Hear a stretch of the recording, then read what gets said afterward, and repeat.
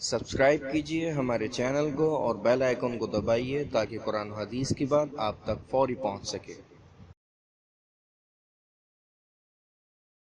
بعض لوگ ایک بات کہا کرتے ہیں اور ہمارے یہاں یہ بات بڑی مشہور ہے، وہ یہ کہتے ہیں کہ یہ جو موسیقی ہے یہ روح کی غذا ہے۔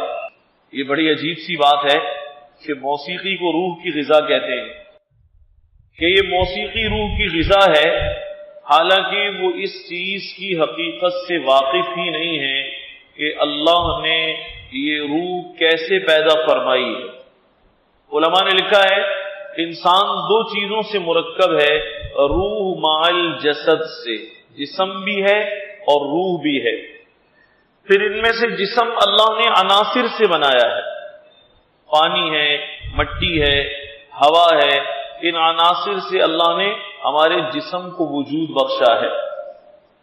اور یہ جو روح ہے یہ مٹی سے نہیں بنی، اس کا تعلق عناصر سے نہیں ہے، بلکہ روح کا تعلق تو اللہ کی ذات سے براہ راست ہے، اللہ کا براہ راست آنے والا امر ہے۔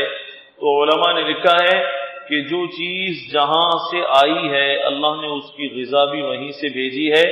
جسم عناصر سے بنا ہے، مٹی سے بنا ہے، تو اللہ نے اس کی غذا بھی مٹی میں رکھی ہے، اور روح مٹی سے نہیں بنی، اس لیے اس کی غذا بھی اللہ نے مٹی میں نہیں رکھی، نہ مٹی والوں کے پاس اس کی غذا ہے، بلکہ قرآن مجید سے معلوم ہوتا ہے کہ الا بذکر اللہ تطمئن القلوب، اللہ کے ذکر میں دلوں کا یعنی روح کا اطمینان پوشیدہ ہے۔ تو جو چیز جہاں سے آئی ہے براہ راست اس کی غذا کا بندوبست بھی وہیں سے کیا گیا ہے۔ امید ہے اس ویڈیو کو صدقہ جاریہ کے طور پر آپ لوگ ضرور لائک اور شیئر کریں گے، اور مزید پرسرار پہلوؤں کے بارے میں جاننے کے لیے ہمارے چینل کو سبسکرائب کریں۔ یا کچھ پوچھنا یا جاننا ہو یا کوئی مشورہ ہو ہمیں ضرور کمنٹس کریں یا ای میل کریں۔ انشاءاللہ پھر ملاقات ہوگی۔ السلام علیکم ورحمۃ اللہ وبرکاتہ۔